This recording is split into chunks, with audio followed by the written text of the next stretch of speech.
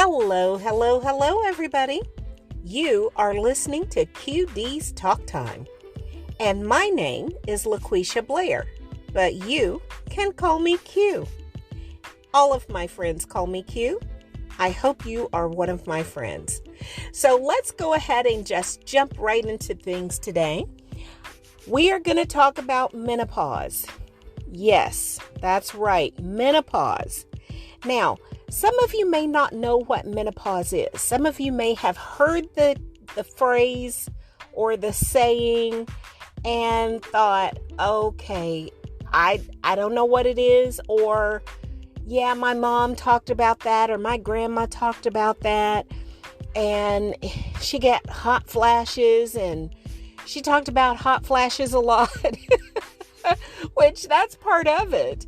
Or sometimes, men, you may have heard the phrase, and the first thing that comes to mind is hot flashes, or, oh, she's no longer having a cycle anymore. So that could be what you're thinking of. Well, it's way more than that.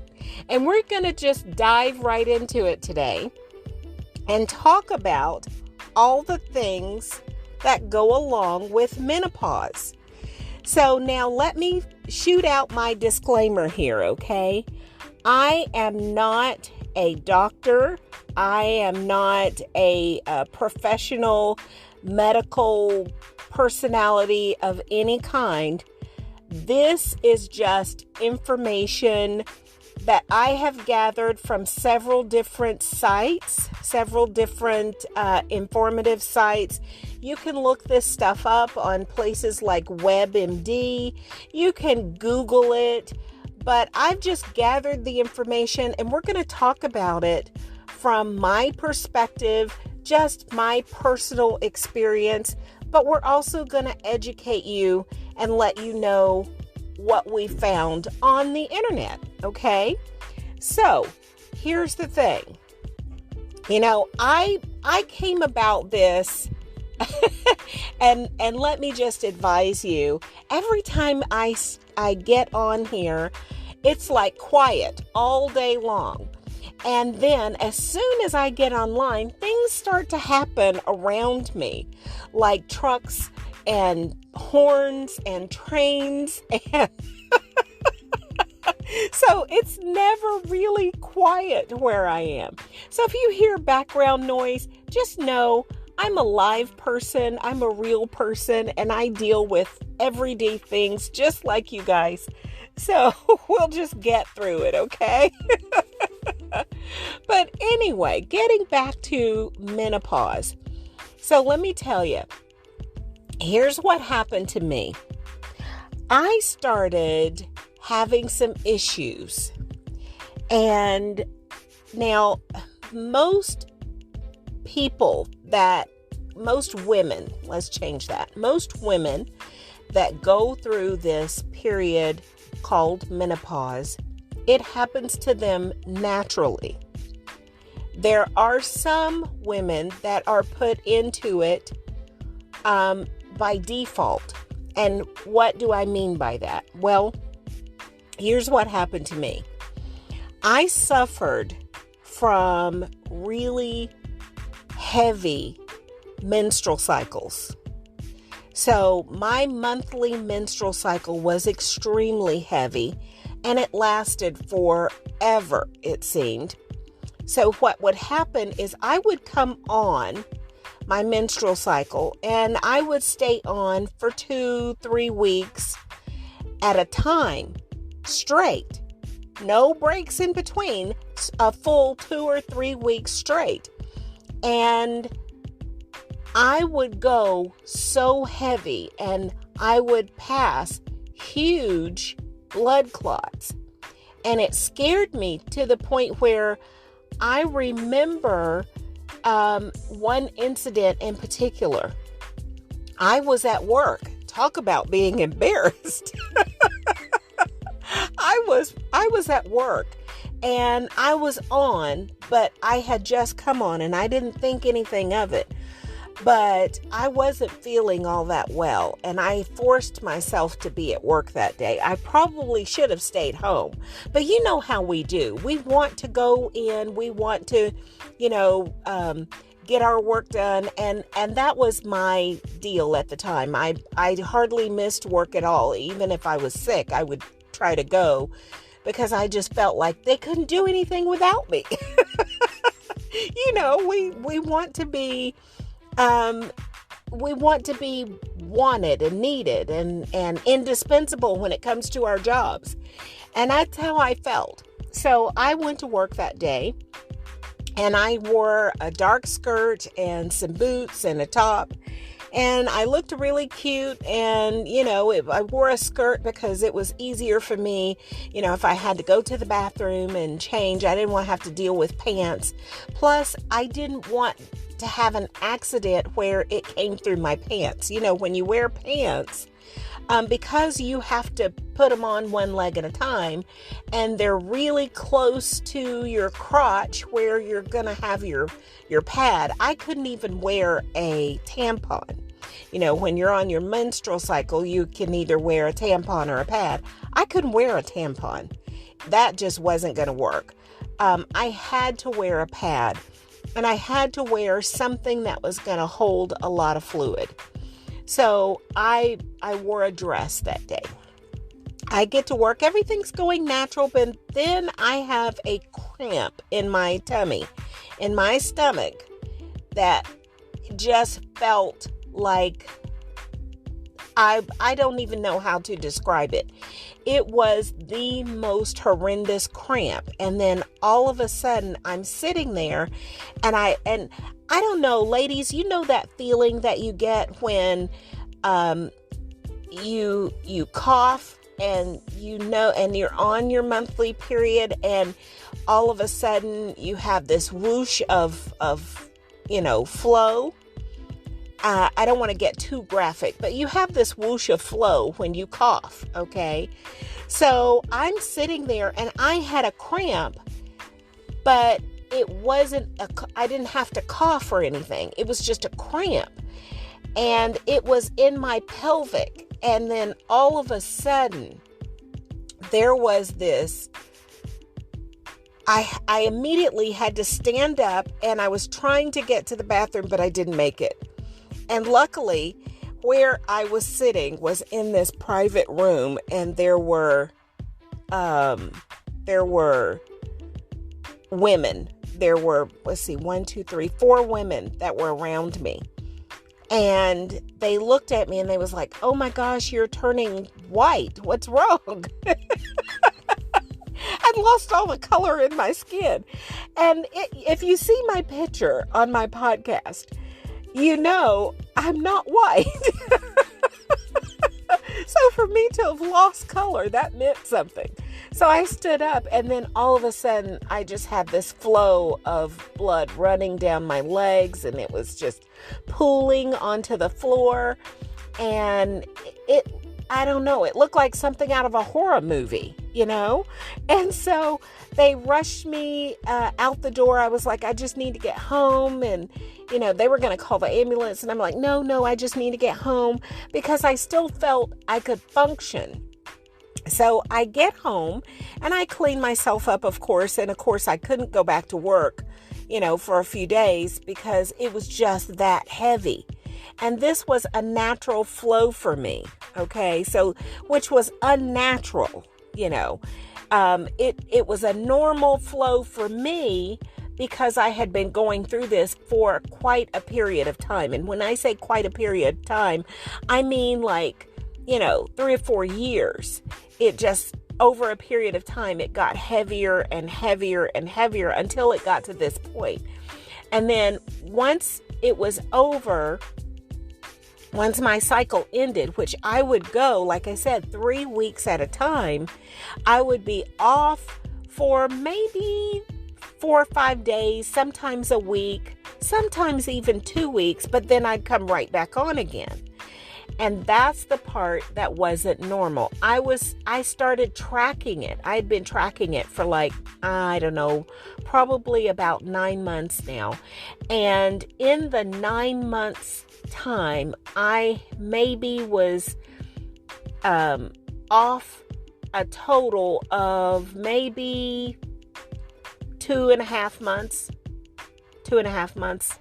9 weeks, maybe in that 9-month period. So I went to the doctor. Now, don't get me wrong. I'd gone to the doctor before and I was told, oh, this is normal. You know, sometimes this happens. Just keep track of it. And as long as I wasn't losing, like, they checked my iron, they checked my potassium, they checked, all of my blood levels, and they all seemed to be normal at that time. So they didn't do anything. There was not anything that they were willing to do. There was some things that they could have done, but they weren't willing to do them because I wasn't in a position that they called necessary. They made it necessary for me to have surgery or anything like that. So they didn't do anything. So anyway, going forward, I went to the doctor and she said, we'll keep an eye on it. This is, it doesn't look good, but we'll keep an eye on it. Well, that went on for a few more years. Well, fast forward, and it was about 2010. I would say August of 2010. No, 2011, somewhere in there. I can't remember exactly when. But I remember we were living in an apartment, my daughter and I woke up that morning feeling really weird.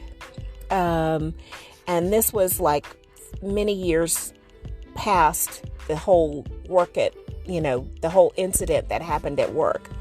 And so I decided that I was going to go and lay down and get some rest. So I did. And then after I laid down to get some rest, when I woke up that next morning, I got up and I was like, I don't feel right. Something doesn't feel right.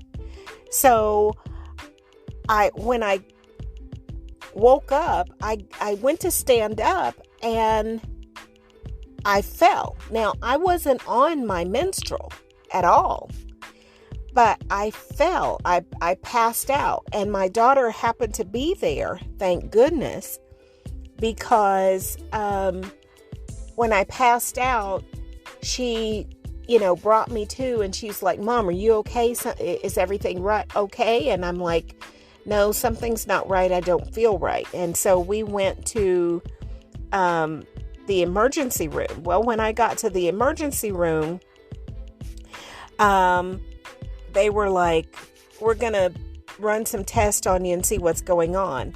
And when they did, that's when they found something wrong. And I didn't know what it was at the time. I found out later on. All I knew is they weren't going to let me go home. They kept me, they rushed me upstairs, and they said, we're going to have to do surgery because I was bleeding internally. And I had, they were going to do what they called an emergency hysterectomy. Now, a hysterectomy, you can get a partial or a complete hysterectomy. And that's where a partial hysterectomy is where they just tie off your fallopian tubes. Okay. They don't take anything out.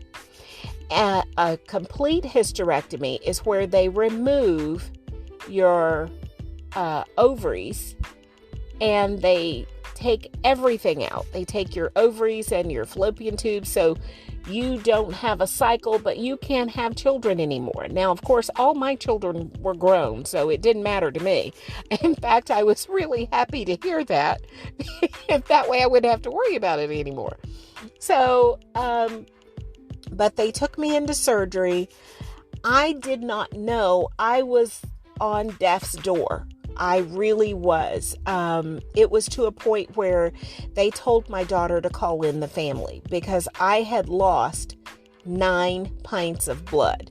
Now, I don't know if you know how much blood the human body has, but you only have 9 pints, and I had lost all the blood in my body. They could not do surgery because I didn't have enough blood in my body to do it. So they gave me, this is what I was told by my doctor. They gave me 5 pints of blood before I even went into surgery. And then while I was in surgery, they gave me another 4 pints of blood. And that, brought my levels back up to a point where they could work with me. Now, I don't know what happened. My doctor wouldn't tell me for a few days after I came out of surgery, but my children were all standing around me, and my mom and my sisters, and I'm like, kind of wondering what's going on. And that's when my daughter told me a little bit of what happened, but she wasn't allowed to tell me any more because of the state I was in. I was still recovering, and they didn't want me to have a relapse or they didn't want me to have not a relapse, but a panic attack or a heart attack or anything like that after learning the truth, because sometimes that can jar a person's mental stability and cause havoc on their body, especially after something serious like that. So, all of that being said, I went through a lot dealing with menopause, and that's the biggest portion of it, but it's only a portion. So let me tell you what menopause is.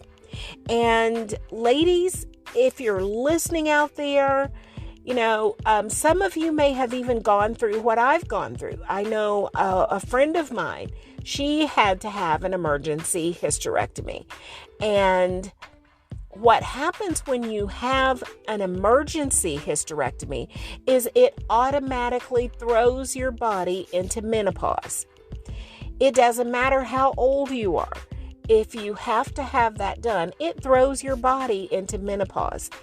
It's not a natural occurrence like everybody else, because it's brought on by the fact that you no longer have the ability to produce the estrogen or the progesterone in your body that helps with the reproductive of hormones that regulate your body and regulate your menstrual cycle. So just to go over with you what menopause is. Menopause is a natural occurrence. It's a natural decrease of the production of estrogen and progesterone. This is what gives you the reproductive hormones and regulates your menstrual cycle. Now, what I had was a complete hysterectomy procedure when both the uterus and the ovaries are removed. And that is what caused me to have menopause. Now, this is done after, of course, all these other problems that you may have. Menopause can be caused due to chemotherapy. It could also be due to radiation therapy, or it can happen in cancer patients. Now, premature menopause is also what I had because it was induced by the surgery that I had. But premature menopause or primary ovarian insufficiency, This is when the ovaries fail to produce normal levels of reproductive hormones. So, I don't know, sometimes you have female athletes, because of their athletic ability, because they're training so, because they're exercising so, it can cause them not to have a monthly cycle. This is a little different. This is different. What I'm talking about is someone who is dealing with some of the issues that I mentioned. They're having problems with bleeding heavy, where they have to go and have surgery like I did, or they are coming into that age where they're 40 or 50 years old, and that's when it starts normally, or they are a patient that is going through chemotherapy or radiation therapy, or even maybe a cancer patient. All of these things can cause menopause onset. Now, I say that, and you're like, okay, so now we know what it is. What are the symptoms? Well, here's the fun part. All the fun stuff you get to look forward to that I still deal with, okay? So I'm 55 years old, by the way. And I've been dealing with this since I was, 40? I think I was 42 when I had to have the surgery. So I was right in the age range. Maybe I was a little younger than that, now that I think about it. No, I think that's right. I was about 42. So I'm right in that age range when it would start anyway. So I guess that kind of worked out for me because that was about the time I probably would have started had I not had the surgery. So here are some of the symptoms. Some symptoms vary by person. Not everybody has these symptoms. You may have some and not others. And some of the most common symptoms when you're nearing menopause, you may have irregular menstrual cycles, which is what I had. My menstrual cycles, like a lot of people, they have them on this day every month, and you can set your clock by it. You can set your calendar. It's gonna start on the 3rd and it's gonna end on the 7th, or sometimes there's only 3 days. Some people have a full menstrual cycle in 3 days, and some people have it in 7. Some people have it in 5. So it's between 3 to 9 days is a normal menstrual cycle. And some people, you can set your calendar every month like clockwork. It's going to happen. I was not one of those people. Mine didn't happen like that.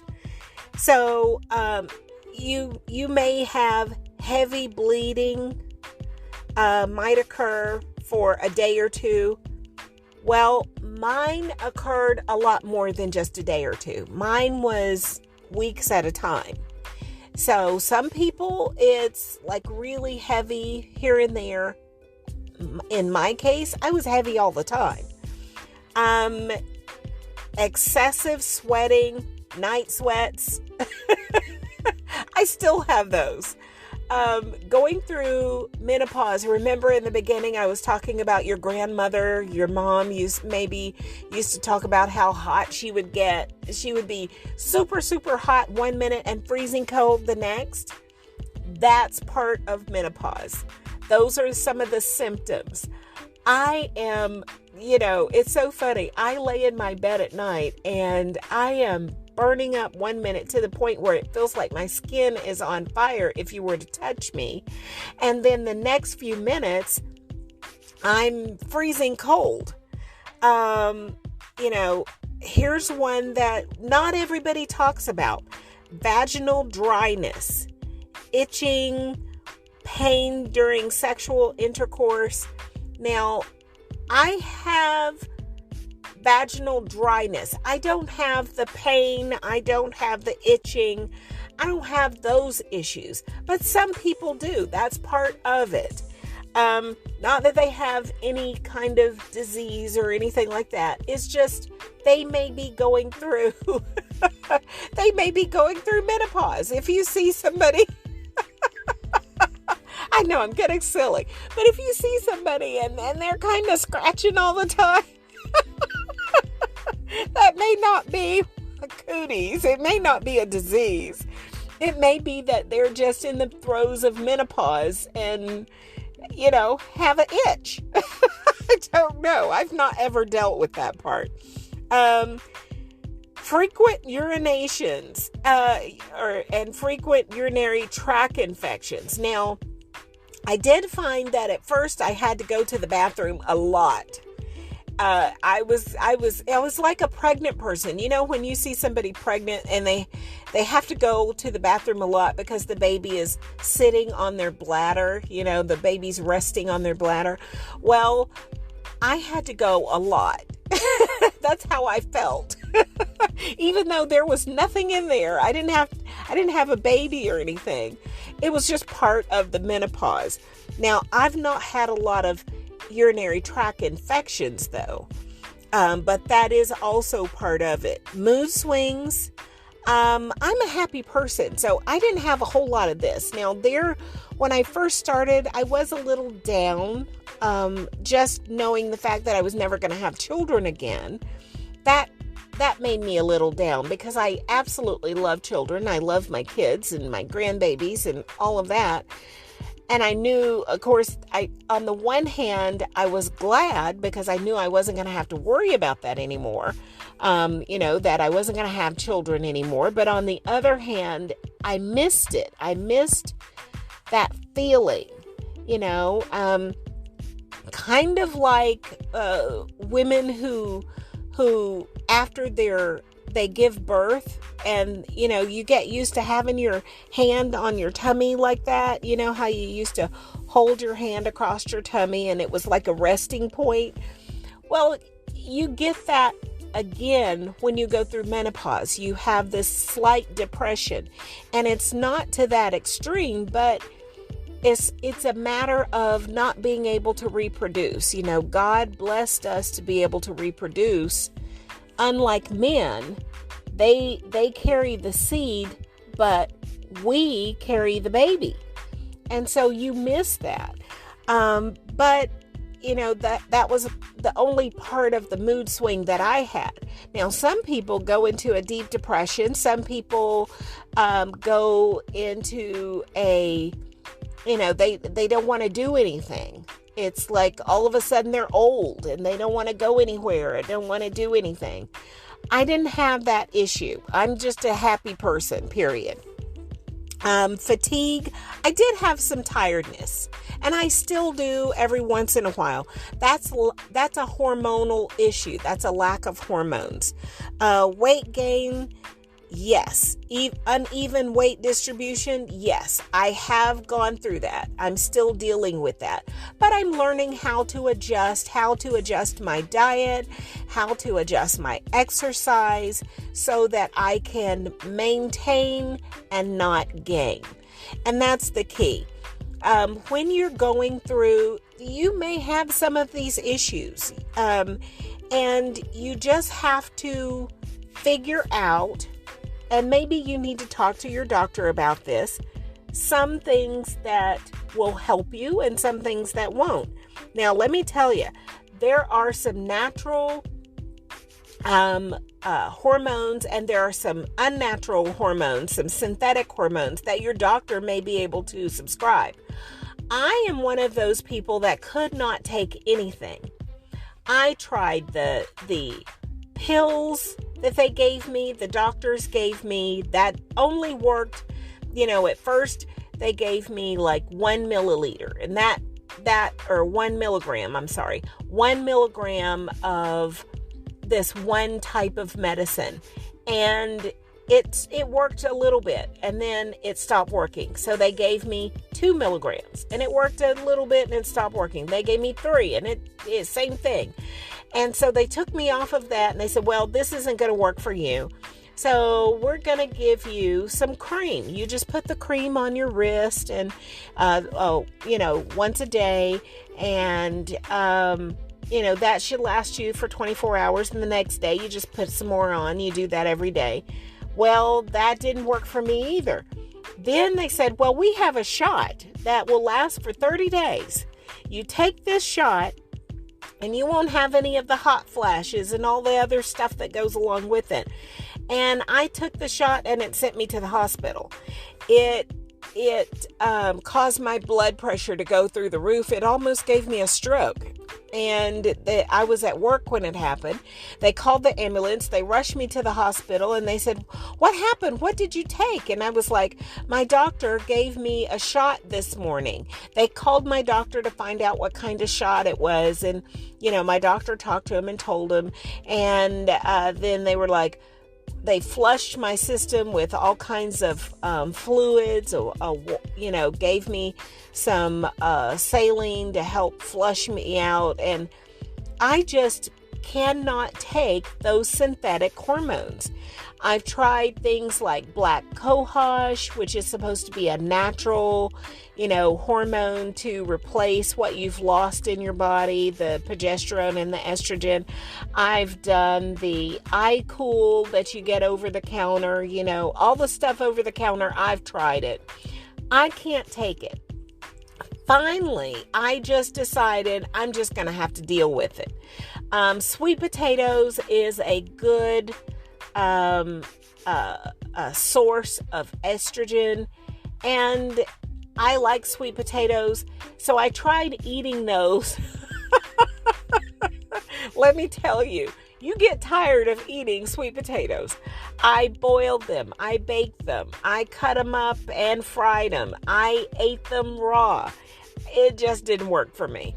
I just decided, I still love sweet potatoes. I just can't eat them that much to get enough of that hormone in my body to help alleviate. So I just decided to deal with it. Now, what am I dealing with? The night sweats, the hot flashes. And the hot flashes never happen when you want them to. It's like they happen, but not when it's cold outside, when you need a hot flash. They happen when you're in a hurry, when your body gets stressed, when you stress out about stuff, you're trying to get something done at work, you get overwhelmed with something, that's when the hot flashes are going to come. So I have learned to keep myself calm so that I'm calm and relaxed, for the most part. There are some times when it hits me and I'm like, but I'm calm, I'm relaxed. It doesn't matter. The hot flashes are going to come. The fatigue has gotten better. I have, I take a multivitamin, I started taking vitamins and started, doing things to boost my energy, and it's working for me. Here's the gist of everything, okay? Menopause is not the end of the world for us ladies who have to deal with it. So it is an issue that you can learn to work around. It is an issue that, you're going to have to learn how to better take care of yourself as you get older. At the age of 55, I have learned to better take care of myself. Now, am I still dealing with weight gain and the hot flashes and some of the other symptoms, the fatigue? Yes, but it's nowhere near the point that it was, and I'm learning how to deal with it. I'm, the exercising more, the taking the vitamins, the eating the right foods. I have, sometimes I still binge on some of the junk foods like pizza and chicken wings. I had that the other day. I came home from work and my fiance goes, "Are you hungry?" And I said, "Yes, I'm starving," because I work a third shift. I'm still working. Okay. So I work a third shift and my fiance goes, "Are you hungry?" And I'm like, "Yes, I'm starving." And he goes, "Pizza and chicken wings?" So yeah, we'll have pizza and chicken wings for breakfast. We are not the conventional couple, let me tell you. So we had pizza and chicken wings and it was delicious. I ate 2 pieces of pizza and I think I had 4 of those little nublets, the little flat pieces of chicken wings, or maybe 5. I think I had 5, to be honest. And it was so good. And of course, that's not every day, but you pig out sometimes, but you don't do it all the time. And there are some times where you don't want to eat at all. But you have to eat something, even if it's a little thing. You have to eat something just so you can put some nourishment in your body and give your body some energy to move on. So, all of that being said, all I'm saying is menopause is not the end of the world. You can live through it. You can get through it.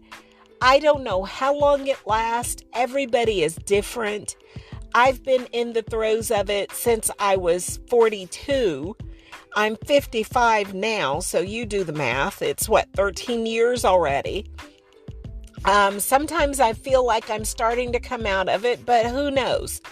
Whenever God decides to give me a break, He's going to say, don't worry about it anymore. And He's going to take it away. And until He does, I'm just going to have to deal with it and work through it and make it a part of my life, because it already is. So here's what I will tell you. Go to your doctor. Get some help if you're dealing with this issue. There is some help out there. The hormones, the synthetic hormones may work for you. They just didn't work for me. So again, I'm not a doctor. I'm not a medical advisor. I'm just somebody who wanted to share a little bit of information of what I know with some really great people out there. And guys, if you are listening to this, let me tell you, your woman, your girlfriend, your wife, your mom, whoever it may be, give them some peace, give them some respect, give them some time, give them some attention, give them some love, because they're going to need it. They are going to need it. This is one of those issues that, you can't help. It's not something you can stop. So show them some love, give them some hugs, have some patience with them. They're going to need your patience most of all. So I hope you've learned something. I hope you've laughed with me. I hope I've entertained you. I wish you a most wonderful day. Please know that God loves you and I love you more. This is LaQuisha Blair with QD's Talk Time. But you know what I say, you can call me Q. Thank you, God bless, and have a great night. Thank you so much for listening. Bye-bye.